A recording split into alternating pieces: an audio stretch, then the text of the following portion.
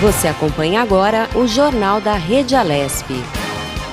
Tudo sobre o Legislativo do Estado de São Paulo.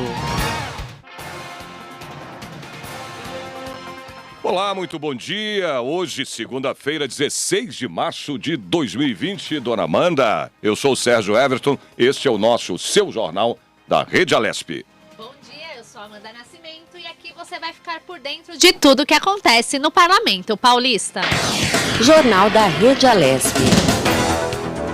Vamos às nossas manchetes de hoje. Audiência pública no Parlamento Paulista debate a concessão de licença maternidade em perdas gestacionais e neonatais. Vamos a mais um destaque. O auditório Teotônio Vilela, da Assembleia Legislativa, recebeu o primeiro Fórum das Mulheres Policiais Penais do Brasil. Jornal da Rede Alesp. E vamos continuar falando desse assunto que não para, as notícias que não chegam, todos os jornais o tempo todo falando desse assunto, que é o coronavírus. O Ministério da Saúde divulgou neste domingo um novo balanço dos casos confirmados do novo coronavírus aqui no Brasil. São 200 infectados. Além disso, o balanço tem os seguintes destaques. No relatório, São Paulo é o estado com o maior número de casos confirmados, com 136. Bom, isso representa, Amanda, 68% de todos os pacientes do país. O Rio de Janeiro é o segundo estado com mais infectados, tem 24.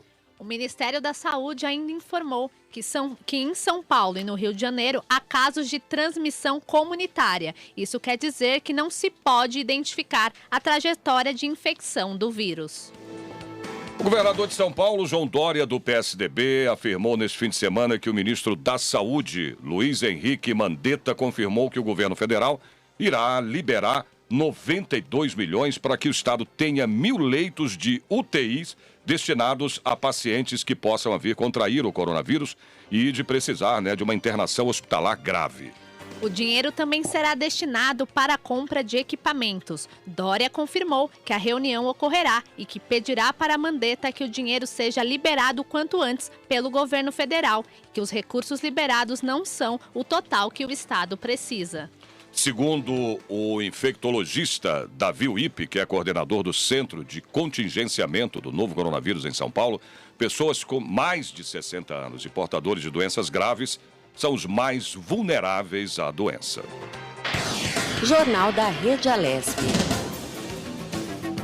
E o secretário municipal da Saúde de São Paulo, Edson Aparecido, declarou no fim de semana que os hospitais, AMAs e unidades básicas de saúde, as UBSs da cidade aqui de São Paulo, estão prontas aí para atender os pacientes que apresentarem sintomas do Covid-19.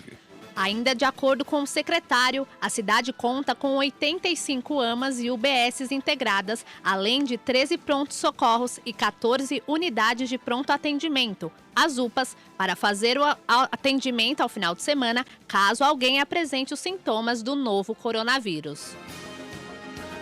Bom, segundo o secretário, as 85 AMAs e UBSs integradas na cidade que funcionam das 7 da manhã às 7 da noite e também aos sábados. Os 13 prontos-socorros em toda a cidade e 14 UPAs funcionam aí em período integral, Ou seja, 24 horas. A lista de AMAs, UBSs, UPAs 24 horas e prontos-socorros na cidade pode ser acessada no site da Secretaria Municipal de Saúde, www.prefeitura.sp.gov.br/cidades/secretaria/saúde. E o Edson Aparecido também disse que vai pedir recursos ao ministro da Saúde, Luiz Henrique Mandetta, para ampliar o horário de atendimento de 131 unidades de saúde aqui na capital paulista, que passarão a funcionar também das 19 até as 22 horas, aos sábados e também nos domingos. Jornal da Rede Alesp. Olha, a preocupação que as pessoas e os governos estão demonstrando sobre o coronavírus não parece, Amanda, exagerada não, tá? As autoridades precisam realmente tomar precauções, Mas saber qual é a decisão correta a tomar não é totalmente claro, dado ao fato de que ainda não sabemos muito bem o quanto esta doença vai se espalhar, Ou como podemos controlar essa contaminação. A deputada Beth Saão, do PT, apresentou na semana passada um projeto de lei que autoriza o governo de São Paulo a fornecer, de maneira gratuita, álcool etílico em gel antisséptico para a população de baixa renda do estado durante períodos em que o território paulista for acometido por surtos epidêmicos de doenças respiratórias, como é o caso do Covid-19, também chamado de novo coronavírus. E para falar, Amanda, sobre o projeto de lei, por telefone nós vamos conversar agora ao vivo, né, com a autora desse projeto, que é a deputada Beth Saão, do PT. Deputada, bom dia. Seja bem-vinda aqui ao Jornal da Rede Alesp. Bom dia, deputada. Bom dia. Bom dia, querido. Bom dia a todos os ouvintes do Jornal da Rede Alesp. É um prazer estar falando com você. Olha, a senhora é autora desse projeto, inclusive até eu fui ontem numa farmácia, ou duas, esquece. Você não tem, né, o produto de maneira nenhuma. E, inclusive também, deputada, é muito bom esse seu projeto, porque as pessoas têm abusado em relação, né, a venda desses produtos, né?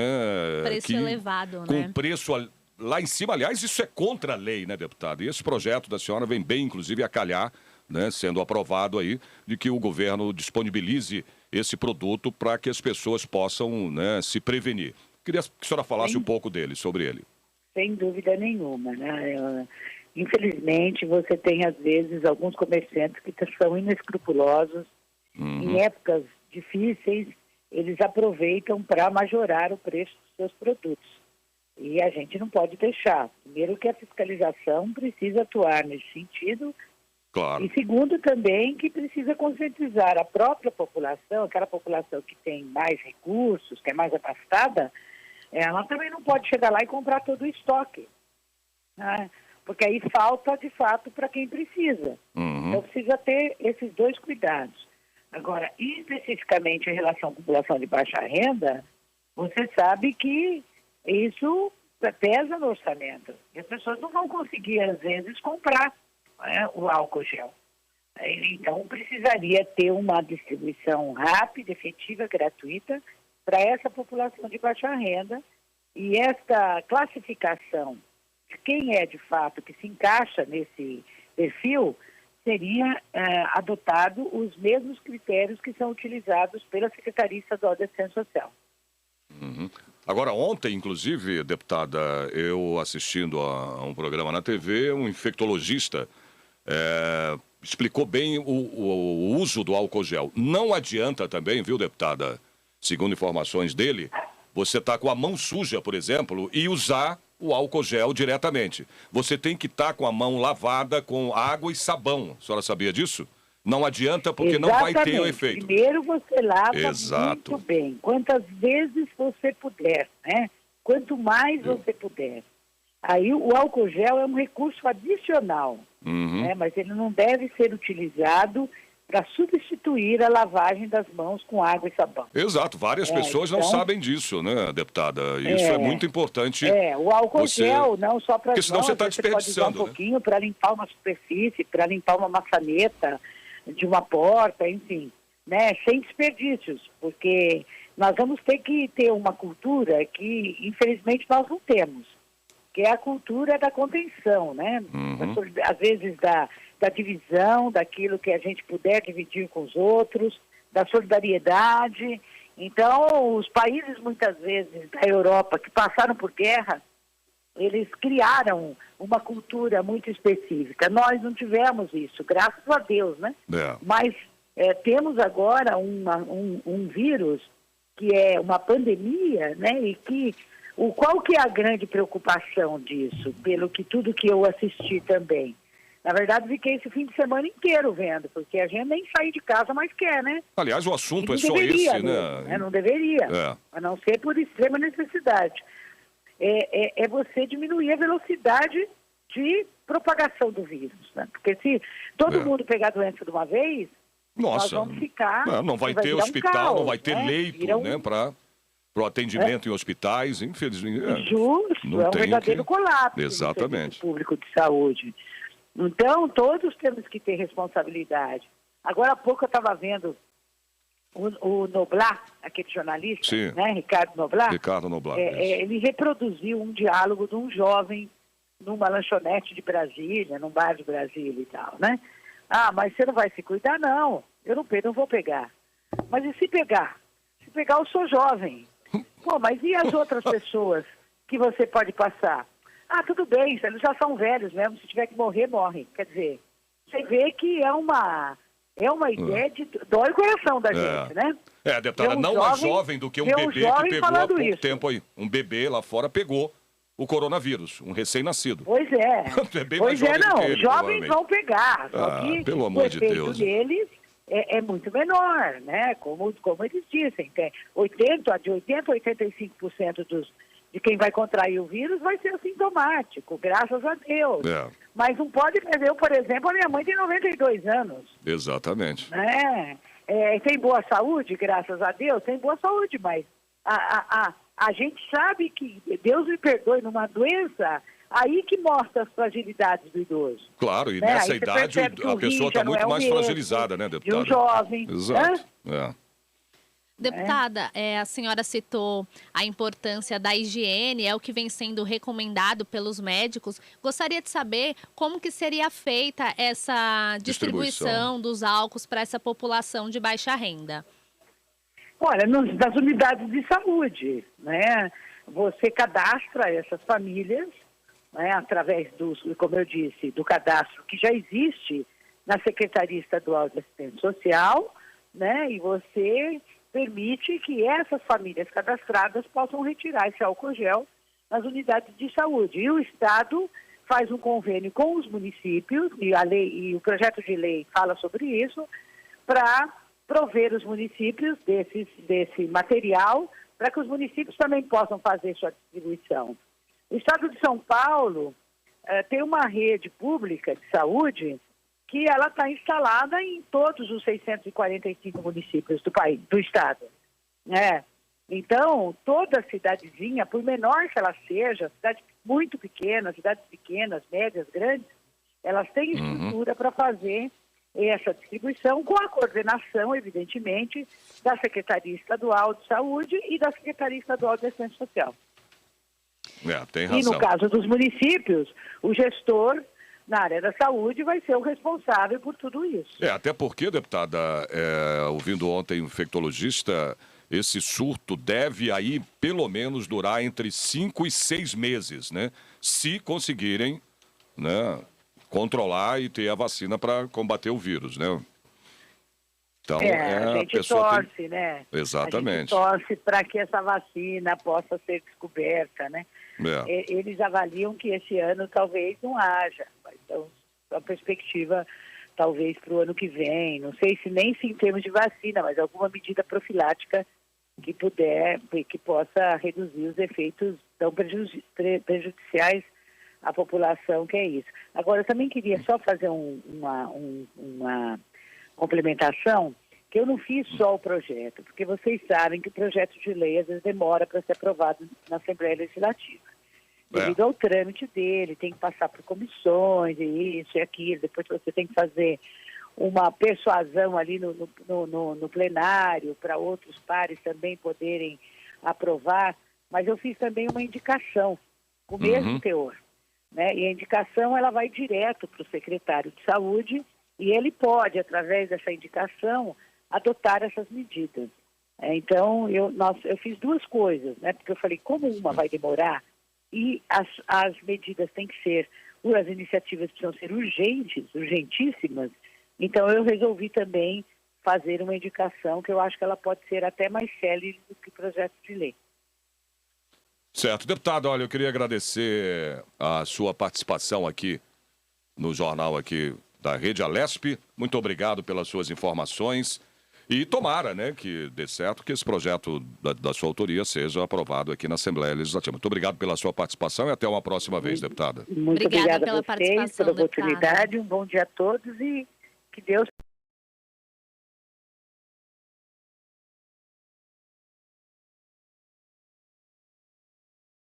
Milhões de eleitores brasileiros vão às urnas escolher prefeitos e vereadores. E fique esperto, o trabalho do eleitor vai muito além de comparecer às urnas e votar. É super importante acompanhar o que os candidatos eleitos fazem depois de tomar posse. Aquela promessa de campanha foi cumprida? Como o seu candidato está usando as verbas públicas? E os projetos que ele defendia na hora de pedir seu voto foram apresentados? E a gente precisa fiscalizar todos os eleitos, mesmo aqueles que não receberam nosso voto. Afinal de contas, quando toma posse em um cargo eletivo, o político vira um representante da sociedade. Na era da informação, não faltam maneiras de vigiar a atividade de prefeitos e vereadores. Pela internet, por aplicativos ou até com a ajuda de organizações não governamentais. O importante é acompanhar de perto o que está sendo feito com o dinheiro público.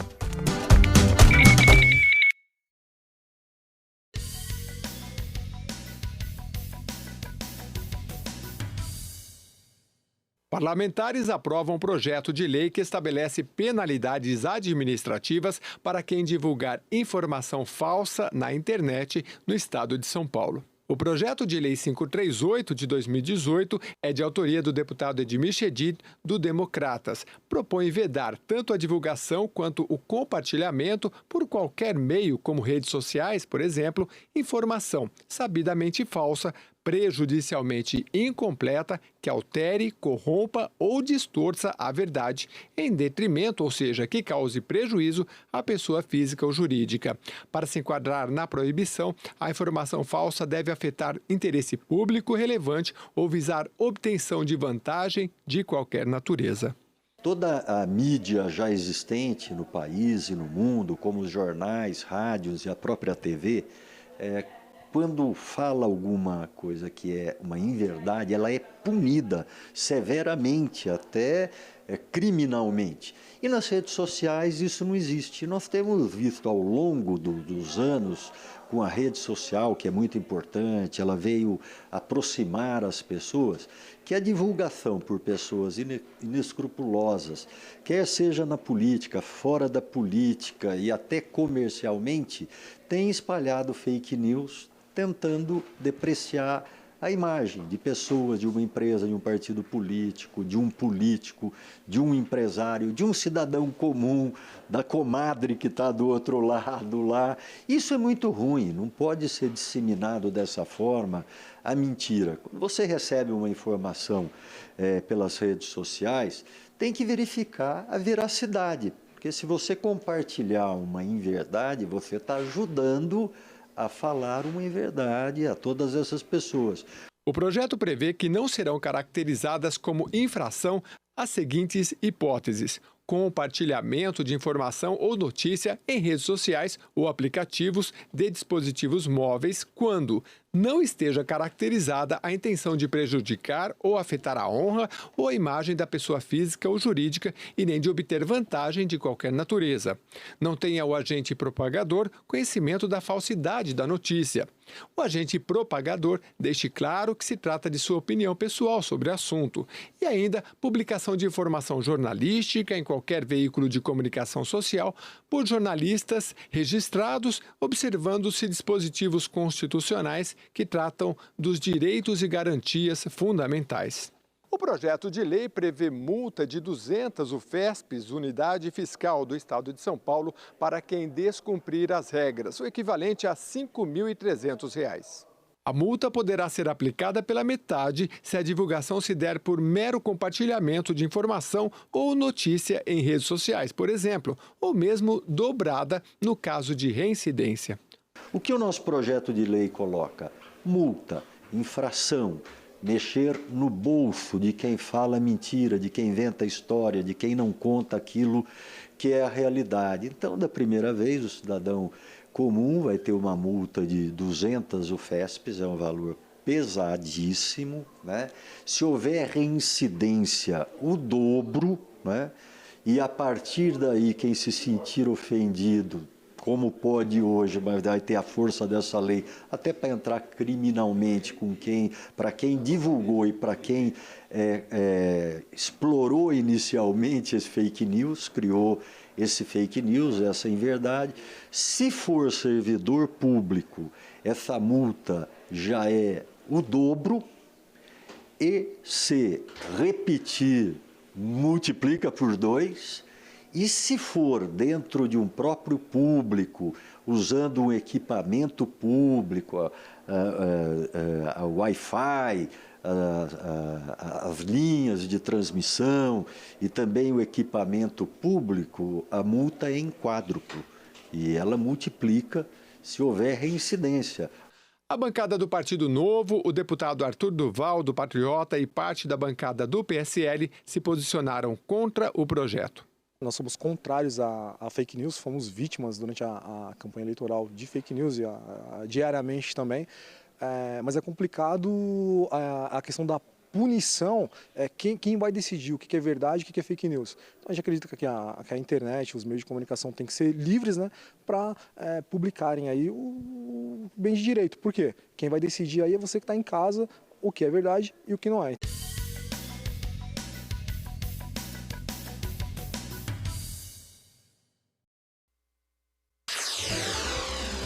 Você acompanha Jornal da Rede Alesp. Estamos de volta com o Jornal da Rede Alesp. Bom, realizado no auditório Teotônio Vilela, aqui da Assembleia, audiência pública, perdas gestacionais e neonatais para sensibilizar e garantir os direitos, né? A legislação trabalhista e previdenciária considera que mesmo que a criança nasça morta ou ainda que faleça após o parto, já há garantia em sua integralidade de concessão do benefício da licença maternidade à empregada. Mas isso nem sempre acontece, principalmente para algumas funcionárias públicas de São Paulo. Olha, a Perla perdeu o bebê aos 9 meses de gestação. E além do luto, precisou lidar com a dificuldade de voltar ao trabalho, né? O Estado, diferente das mulheres que são seletistas, eu sou estatutária, o Estado não prevê a licença para o natimorto. Então, se o luto de uma mãe que perde o filho na gestação já não é reconhecido socialmente, o Estado está reforçando isso. E aí, para mim, foi assim, o final de uma morte que eu não consigo, não cabe em mim, por isso que eu estou aqui hoje. Então, eu falei que é desumano uma mulher ter que passar pelo que eu passei e como conheci outras mulheres do grupo também que passaram pela mesma situação. A psicóloga Tatiana Machado explica que o luto é uma reação necessária depois de toda a energia, amor e dedicação empenhada naquela gestação. O momento quando se passa por uma perda, é preciso fazer um trabalho psíquico muito intenso de elaboração desse luto. Então é muito importante que essa família seja acolhida, que tenha condições de falar sobre essa experiência. Então o período do resguardo é um período importante de elaboração da perda. Olha, o deputado Paulo Fiorilo, do PT, responsável pela iniciativa da audiência pública, espera que o debate favoreça, né, a criação de legislação que permita a garantia dos direitos das servidoras, além de compaixão pela dor, né, dessas mães. Primeiro, é a importância do Estado entender que uma mulher, quando tem esse tipo de perda, ela precisa ter um acompanhamento psicológico muito grande. E continuar ou voltar ao trabalho imediatamente ou após 3 dias é inadmissível. Principalmente porque você precisa trabalhar com aquilo que você perdeu e para a mulher é uma situação muito mais delicada. Então a ideia é que a gente possa fazer esse debate, discutir possibilidades, principalmente com o governo do Estado, para ver se, pelo menos com as funcionárias públicas, a gente já dá um passo e consegue conquistar um benefício importante para elas. Óbvio que esse debate pressupõe avançar para Brasília, tentar ganhar o âmbito nacional. Mas essa discussão já existe em Brasília, nós queremos também que ela ocorra aqui. Para o médico e deputado federal Alexandre Padilha, do PT, as mães não têm condições físicas nem psicológicas para voltar ao trabalho imediatamente. Essas mães, vivem muitas vezes um período de luto, de perda muito importante. É muito comum ter os quadros de depressão pós-parto, mesmo nessas situações, é bastante comum e que precisam de cuidados em relação a isso. Elas se envolveram durante a gravidez, tiveram impactos assim na sua vida profissional durante a gravidez, e precisam desse período da licença maternidade até para se reconstruir, tanto profissionalmente quanto afetivamente.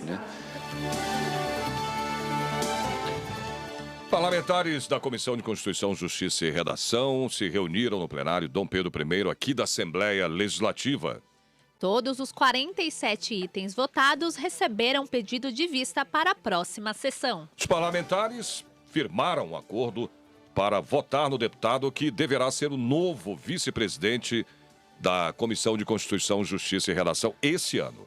O candidato indicado, o deputado estadual Tenente Nascimento, do PSL, falou sobre o acordo entre os integrantes da comissão. Isso foi um acordo firmado no ano passado, que foi dividido em 2 anos. Um ano foi a deputada Marina Elô como vice-presidente e esse ano agora nós estaríamos dentro desse acordo sendo eleito o vice-presidente que se dará na próxima reunião da Comissão de Constituição e Justiça. O presidente da CCJR, o deputado estadual Mauro Bragato, do PSDB, também comentou a escolha dos parlamentares. Na verdade, tivemos no ano passado uma disputa entre a deputada Marina Elô e o deputado Tenente Nascimento, e a Marina Elô ficou garantido que ela ficaria no primeiro ano, e no segundo ano o Tenente Nascimento. Agora nós temos que resolver, e para isso nós temos que fazer uma convocação para a eleição do vice-presidente, que seguramente será o Tenente Nascimento. Jornal da Rede Alesp. A Coab Taipas, zona noroeste de São Paulo, vai ganhar uma nova unidade do CEL, Centro Educacional Unificado, que oferece educação, cultura, esporte, lazer e recreação. A previsão para entrega desta obra é final de julho deste ano, mas já deveria ter sido entregue há muito tempo, como afirma o deputado Luiz Fernando Teixeira, do PT. Isso é uma obra com dinheiro, recursos do governo federal para a Prefeitura de São Paulo. É um reclamo da comunidade muito antigo, era para ter sido entregue para a comunidade em 2017, ocorre que tão logo Dória ganhou a prefeitura, parou todas essas obras, não retomavam e nós viemos aqui, tive com o Hélio e a comunidade para verificar e fomos pressionar o secretário de Educação, pressionamos o governo municipal, foi uma luta da comunidade e hoje foi retomado, daqui a pouco será entregue. A região de Taipas tem quase 500 mil moradores. Esta outra unidade do CEL, Pinheirinho d'Água, também está em fase de finalização. Fica aí ao lado da avenida mais perigosa da região e a obra ficou parada por 3 anos. Para Ana Sueli Ferreira, a retomada da obra vai ajudar muito e muito a população. Em torno de mais ou menos umas 20 mil pessoas fizeram um abaixo-assinado para que nesse local tivesse o CEL, para poder ter os seus equipamentos, né? Que aqui nessa região não tem teatro, não tem... Principalmente a questão do teatro. Nós não temos teatro no distrito do Jaraguá. Biblioteca até temos um aqui muito perto. Então esse CEL viria para poder resolver isso hoje, né? Jornal da Rede Alesp. Integram a Comissão de Administração Pública e Relações do Trabalho aqui da Assembleia realizaram o primeiro encontro de 2020. Em discussão, mais de 10 projetos de lei. Entre os projetos aprovados está o PL 677 de 2016, de autoria do ex-deputado Cezinha de Madureira. A proposta, que tem a relatoria da deputada Valéria Bolsonaro, do PSL, prevê a reserva de pelo menos 5% das vagas de emprego para trabalhadoras nas obras públicas do estado de São Paulo. A deputada falou sobre esse projeto. Eu acho que todo emprego, toda forma que a gente pode entrar, né, que abre a porta, a gente tem que conquistar, entrar com força, com garra, para a gente conseguir, aos poucos, alcançando o nosso espaço sem nunca abrir mão. O que nós não podemos é abrir mão de espaços, nós não podemos deixar que os nossos espaços sejam ocupados. Então, a gente vai devagarinho, com muita calma, mas a gente vai ocupando. E esse daí é uma nova, né, uma nova brecha que se abre, porque até então não tinha nada, né, não tinha nenhuma cota, não tinha absolutamente nada. Então, nós ficamos muito felizes, fiz o relatório, colocamos lá, apesar de ser um projeto autorizativo, ele traz agora a pressão da mulherada para ir atrás e buscar que se cumpra a autorização que tem do projeto. Então, agora a gente vai passando de boca em boca, a gente já está lá, vamos, mulherada, vamos atrás, vamos correr, que tem mais um lugar para a gente poder conquistar. Olha, após 2 parlamentares pedirem vista para um item da pauta que tratava, da troca de denominação para policiais aposentados, o deputado Coronel Telhada, do Progressistas, solicitou à presidência a suspensão da reunião por 2 minutos. Durante o recesso, ele argumentou e convenceu os parlamentares a retirarem o pedido de vista. Ele falou sobre a aprovação desse projeto. O projeto é um projeto simples, ele não altera em nada, ele simplesmente faz uma alteração de denominação. Hoje, os policiais militares e outros cargos no Estado, quando são aposentados, são chamados de inativos. É pejorativo, chama uma pessoa que é inativa, uma pessoa morta, uma pessoa que não faz nada. Então, é um termo até pejorativo. E há muito tempo nós estamos tentando, na Polícia Militar propriamente dito, nós já não usamos esse termo, nós usamos o termo veterano, já usado há muito tempo. Mas na legislação ele continua como inativo. Então, para que faça essa alteração, é uma alteração simples, havia a imposição de um outro projeto também, nas mesmas situações, nos mesmos termos, mas como desse projeto do Major Mecker, o projeto mais antigo, a casa tem um costume de sempre levar pelo projeto mais antigo. E assim foi feito. Agradeço às deputadas Valéria Bolsonaro e a professora Bebel, que entenderam a situação, e nós votamos o projeto e conseguimos fazer com que a nossa comissão tenha mais agilidade na aprovação dos seus projetos, o que faz com que todo mundo ganhe. O presidente da comissão, deputado Márcio da Farmácia, do Podemos, fez um balanço da reunião e falou das perspectivas para 2020. Essa reunião de administração pública e relações de trabalho é muito importante para essa casa. E a avaliação que a gente tem feito dos projetos, principalmente hoje, de vários projetos que tinha em pauta, só 4 foram aprovados. Por quê? Porque as dúvidas têm que ser tiradas. Quando o deputado pede vista de um projeto, ele tem a intenção de entender o projeto e, muitas vezes, junto com esse entendimento, ele melhorar o projeto para essa Casa de Leis. Então, isso é muito importante para nós. Eu fico satisfeito quando acontece isso. Não pode se votar em dúvida. Fazer voto em dúvida é preocupante, porque esse projeto não é para nós. É para esse mundão que está aí fora de população que depende do nosso voto aqui dentro. Jornal da Rede Alesp. Realizado aqui na Assembleia Legislativa o encontro para debater a regulamentação da profissão de DJ, Amanda. DJs de várias partes de São Paulo se reuniram no Auditório Franco Montoro para comemorar o Dia Estadual da Classe, realizado desde 2014, no dia 9 de março. Alessandro Santos, que é presidente da associação que representa os DJs em São Paulo, falou dos desafios enfrentados por esses profissionais. Como a profissão não é regulamentada, a primeira coisa que a gente pede é saber um pouquinho da história dos grandes DJs de São Paulo e do Brasil, respeitando a história, procurando fazer do modo certo, e entrando, na profissão quando for DJ mesmo, não usar só a sigla DJ, mas sim aprender de verdade, respeitar os mais velhos.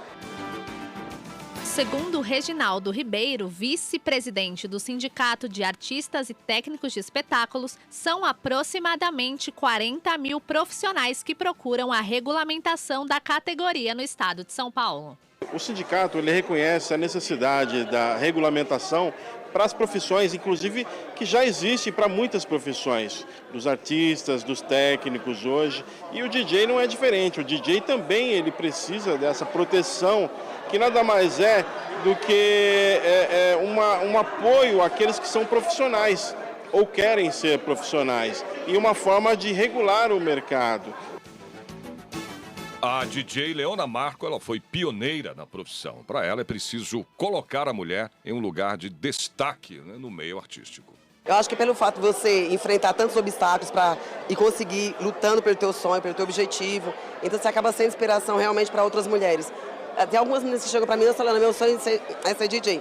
Claro que é um sonho ser DJ, mas uma jornada não é fácil, mas não pode existir. O vereador Paulo Frange, do PTB, também participou do evento aqui na casa e destacou que os DJs são artistas, produtores de eventos que trabalham por mais de 14 horas seguidas e precisam ser regulamentados e reconhecidos. Eles precisam se associar, e a gente percebe que esse trabalho vem sendo feito, para que a gente possa conseguir a conquista do reconhecimento da profissão. Quando eu digo reconhecimento da profissão, não é simplesmente reconhecer para registro em carteira e ter atividade profissional. É reconhecimento também no MEC. Qual é a grade curricular mínima que eu tenho que estabelecer para que o DJ se forme?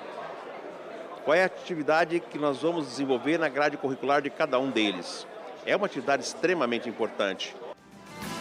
Deputado Campos Machado, do PTB, destacou a importância da associação, né, dos DJs de São Paulo para o reconhecimento da profissão, da categoria. E falou do respeito pelo Alessandro Santos, que é à frente do sindicato, está à frente do sindicato, trabalha pela categoria. Então, fiz questão de vir aqui essa noite, cumprimentar a entidade, cumprimentar os homenageados, dizer a você, Alessandro, eu verifico que os seus parceiros de diretoria, os seus parceiros DJs, estão lutando pela categoria, para ter o respeito que merece, o respeito que faz jus. Mas sozinho, essas pessoas que estão aqui na mesa, e o Alessandro, não vão fazer nada. Eles precisam do apoio de vocês. O apoio do carinho, da estima, da fé, do amor. É isso que é preciso. Jornal da Rede Alesp.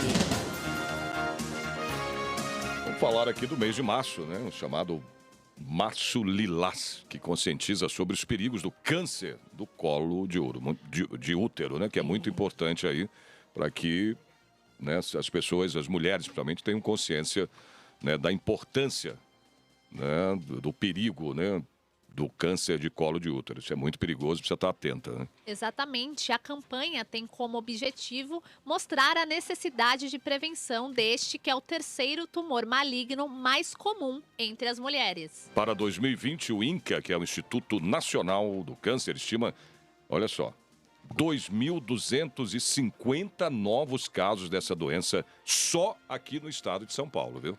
A principal causa do câncer de colo de útero é a infecção pelo HPV, o papiloma vírus humano. A vacina é o principal método de prevenção e deve ser aplicada em meninas com idade entre 9 e 14 anos e em meninos também, tá? De 11 até 14 anos. Porém, a imunização não protege de todos os tipos do vírus. A ginecologista Gilda Gonçalves explica sobre a necessidade do exame para a saúde da mulher. O Papa Nicolau é extremamente importante para você fazer o diagnóstico da presença do vírus no corpo e depois a evolução da lesão também. A médica esclarece que fumantes podem potencializar a incidência do tumor maligno. O tabagismo, tá? Ele sempre vai concorrer com a baixa de resistência da paciente, entendeu? Com uma alteração de imunidade no corpo inteiro, tá? Então, é um fator que não é um fator de risco para contaminar, porém é um fator que agrava mais o quadro. Olha, e atenção aí para os principais sintomas, né? O sangramento anormal, né? Ou também aí depois da relação sexual.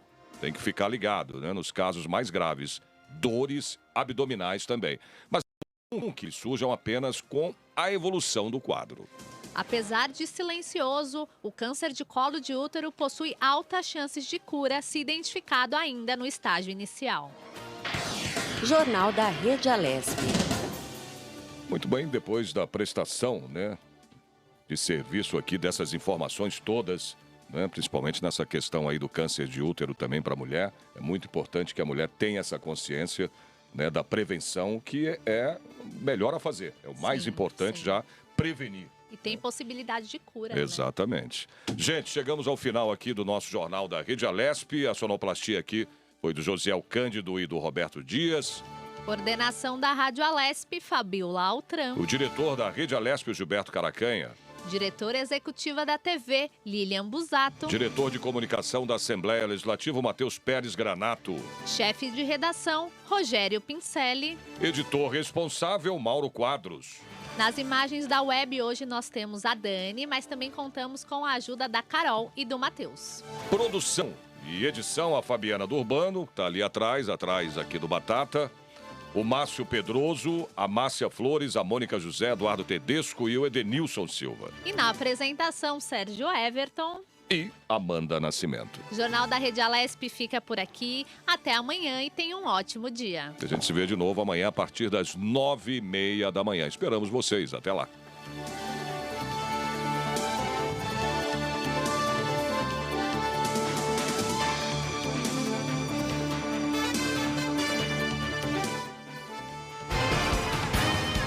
Você acompanhou o Jornal da Rede Alesp. Tudo sobre o Legislativo